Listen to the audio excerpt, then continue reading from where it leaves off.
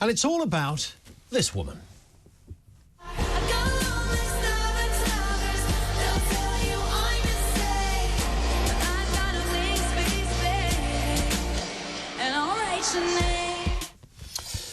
Taylor Swift, of course. Why would we give you a clip of Taylor Swift? Very simply, various concerts cancelled in Austria as a teen is arrested over a terror plot at the stadium. One man, 19, and two 17-year-olds were arrested as chemical substances were seized at the house of the suspect's parents, and police are looking for two other possible accomplices. The 19-year-old who recently swore allegiance to Islamic State was believed to have been planning to drive a car into a crowd. He's accused of building a suicide bomb using chemicals stolen from the company he works for. I mean, this could have been horrific, Robert. And, you know, it's not the first time we've seen an attack on a music festival. Of course, I'm thinking a gig. I'm thinking of Manchester, of course, which resulted in multiple loss of life and others whose lives have been irredeemably changed. This would have been in that territory. It would have been had it gone ahead, and I think we can just give tremendous thanks that the authorities in Austria managed to root this one out before it became a reality. I mean, it's clearly horrible that for those who have bought tickets to this concert, been looking forward to it, that it's all gone. But far more important, of course, is the fact that we seem to have, or the Austrian authorities seem to have prevented a horrendous loss of life. Mm.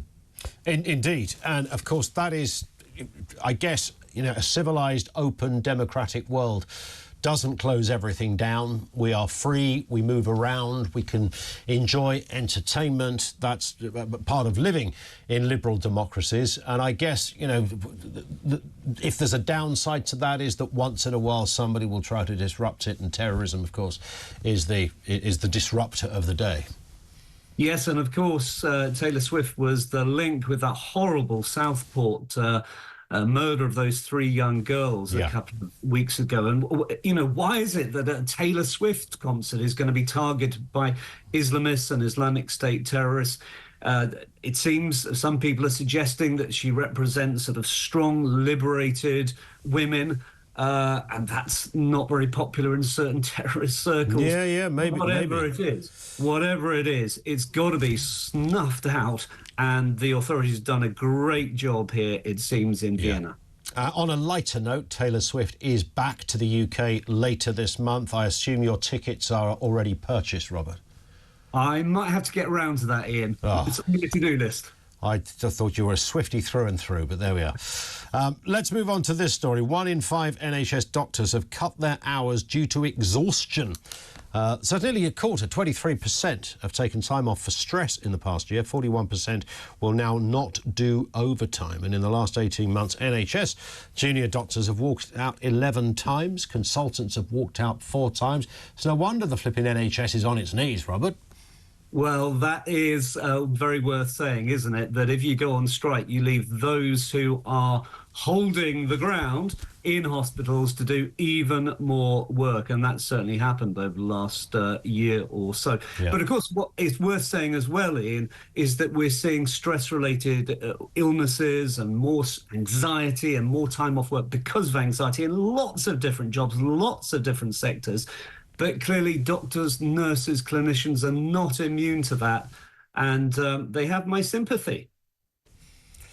Well, one of the issues, of course, I think we have to have a sympathy with anybody who's genuinely overworked. We spoke to a doctor yesterday who was telling us that, you know, if you look at the increase in, you know, diagnosing people today, medicating people today, very different from what it was 10 years ago. The kind of service you used to give a person a pill and tell them to go home and hope for the best. They didn't have a heart attack in the night.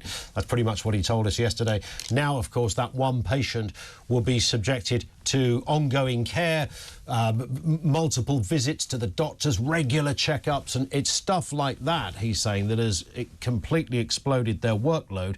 I still find it strange that, you know, as a GP, you only find time to work 3 days a week, though. Well, that is a very fair comment. And this is what I'm saying, is that there's this plague of anxiety and stress-related illnesses throughout the country in all sorts of different jobs.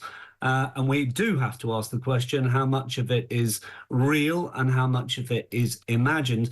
But there is huge stress on doctors and nurses. We have 8 million more people in the UK. I think that's roughly the figure than we did 20 years ago. Yep. We have an aging population. Anyone who's been into a hospital can see the stresses and strains. And I actually do agree with Wes Streeting that the NHS is broken. It was a very frank thing that he said a few weeks ago. And those at the sharp end of it are going to find it hits their mental health. That's just inevitable, I think. Indeed.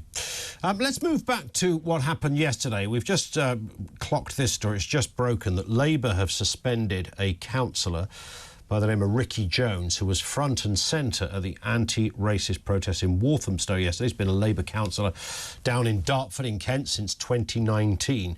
Let's have a listen to part of his, I think we can say, disturbing rant yesterday. I don't know if that was is that like a stand-up comedian playing a character? I just want to thank you all for coming. I'll see you in Blackpool for the summer season. So what has happened here is a taste, I suppose, Robert, of kinder politics, where a man who disagrees with people wants to have their throats cut. And he was willing to say this publicly. He's been suspended by Labour. He might get a visit from the old Bill. At least I hope he does. Yeah, well, this is what everyone has been saying about two-tier care and two-tier policing. And people have been saying it's that kind of appalling, violent provocation that if you have a certain politics you get away with, and if you have another politics you don't. Well, thank heavens then that Labour has done the right thing and suspended him. That's an awful clip. I did see it this morning on the internet and on Twitter and X and one or two others. I was absolutely shocked. I didn't think it could actually be a Labour councillor. They should have their... Yeah, I'm not actually that surprised by that, to be honest, Robert, but because I sense, and I said it right at the beginning, you know, there he is, a protest against protests, and then finds time within that to start talking about Palestine. I mean, which protest was he meant to be at, for God's sake?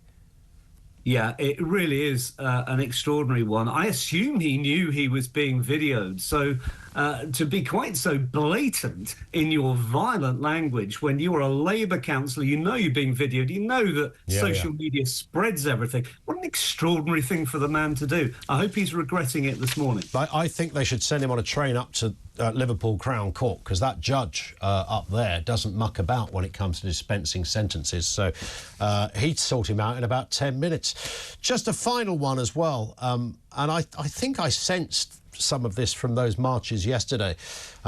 Big rise in anti-Semitic incidents, according to one UK charity. This is the Community Security Trust, reporting nearly 2,000 anti-Jewish hate crimes, up from 964 in the first half of 2023. I think many of those kind of characters were in those marches yesterday. We saw the Free Palestine. Nothing wrong with that.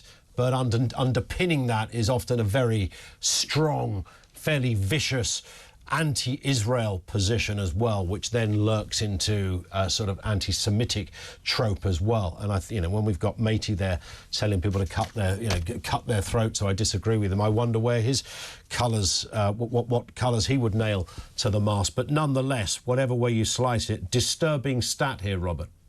Yeah, I know this stat comes from a Jewish charity, but we all recognise it. We all know that this appalling rise in anti-Semitic violence and anti-Semitic incidents has been taking place. And I just wonder, Ian, a few years ago, Labour itself was found guilty by the Equality and Human Rights Commission of unlawful acts of discrimination and harassment. This is the Labour Party under Jeremy Corbyn, which of course had Keir Starmer, now our Prime Minister.